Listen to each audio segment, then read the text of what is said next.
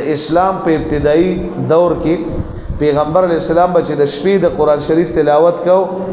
نو د مکی د غټ مشرکان چې یو ابو جهل دا د مشرکانو سردارو،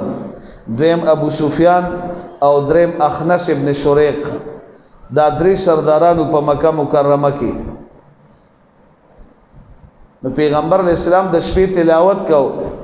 ابو جهل د کور نه راووته او تیاره کې پټ ناست د پیغمبر علیہ السلام تلاوت اوري، ټول شپې تلاوت واوري. ابو سفیان هم راغلی د تیاره کې پټ ناست او د پیغمبر علیہ السلام تلاوت ته غوږی خي او خوان ور کوي، د قران نه مزالي تلاوت اوري. او دریم اخنس ابن شریق د کافرانو سردار دی، غم پټ ناست دی، غم تلاوت اوري، ټول شپې تلاوت واوري.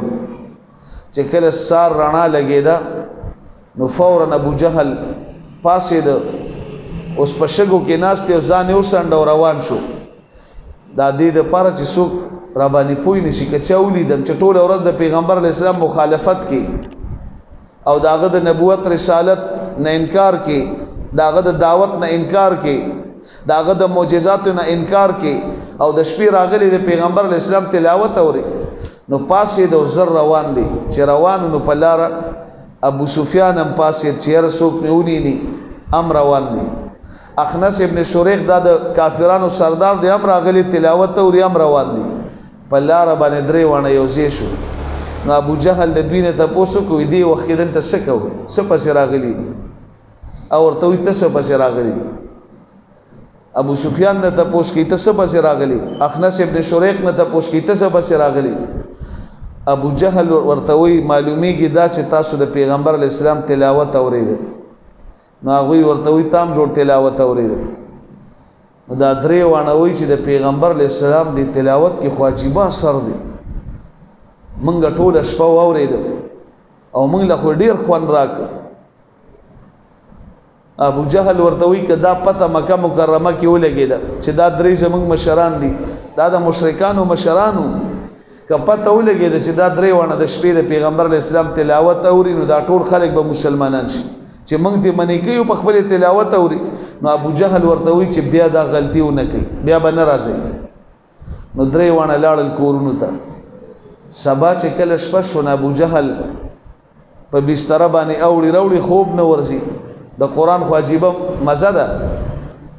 ډیر انتظار یو کو، ډیر سوچونه وکړل، په اخره کې را پاسې چې نور دوه خو یې سیم منی کړي ته لاړ شه او د پیغمبر علیہ السلام تلاوت بووري او نور خاصب ناراضي بیګا گیر شوی.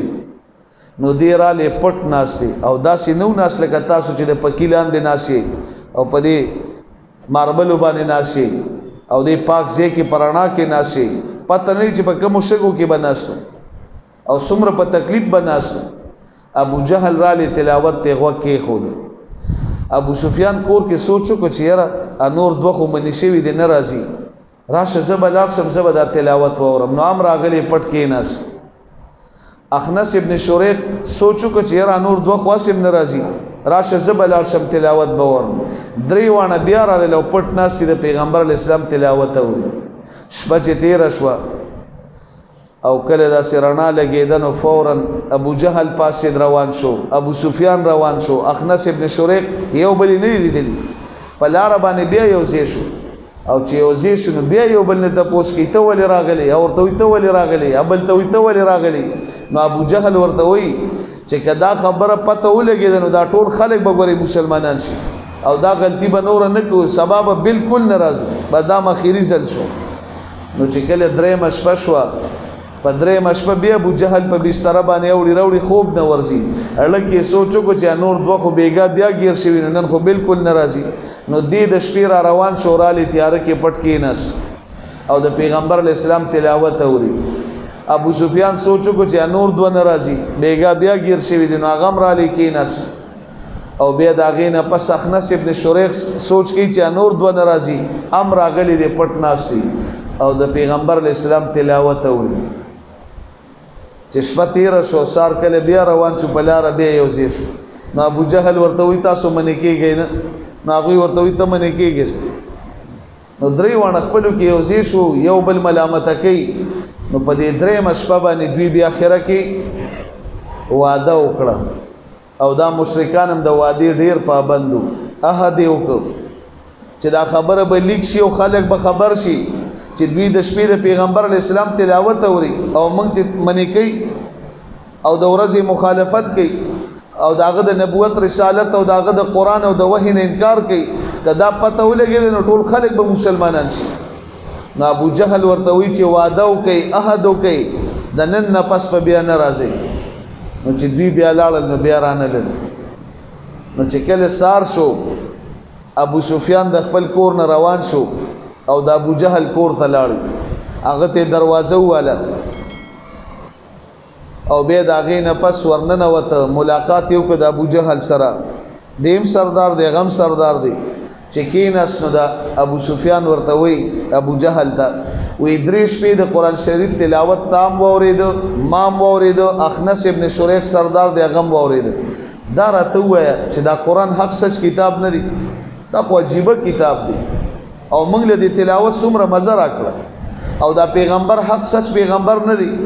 نو ابو جهل ورته وی سو خود سرشتنه وی نه ځان لراغلی وی ورسره د دروازه لګه بند ک نو وری په بند ک چې څوک می خبره وانه وري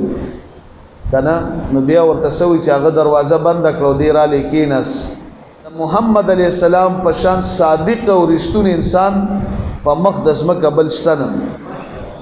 حق سچ پیغمبر دی صادق دی امین دی ابو سفیان ورته وی راځي چې ایمان پیرو او ورته وی نه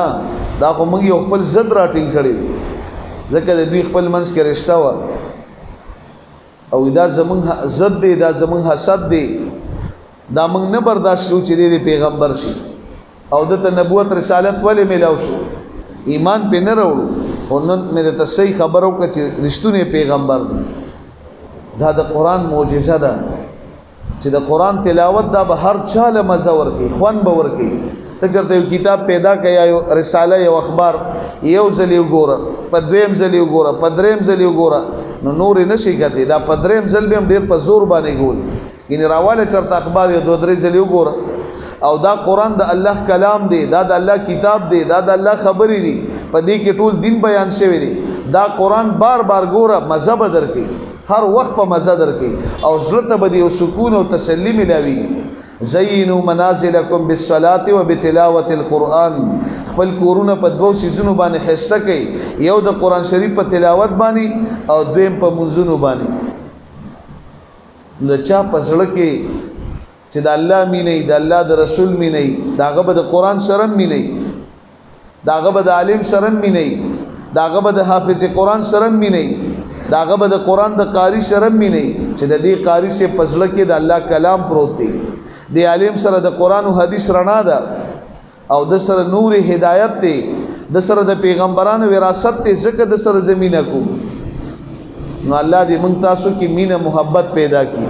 او الله دې موږ تاسو کې خوف او یره پیدا کړي الایمان بین الخوف والرجاء ایمان ستوي دا الله خوف او دا الله نه امید د دې په منځ کې دا کیفیت دا د ایمان حقیقت دی دا د ایمان رڼا د الله دې موږ تاسو ته نصیب کړي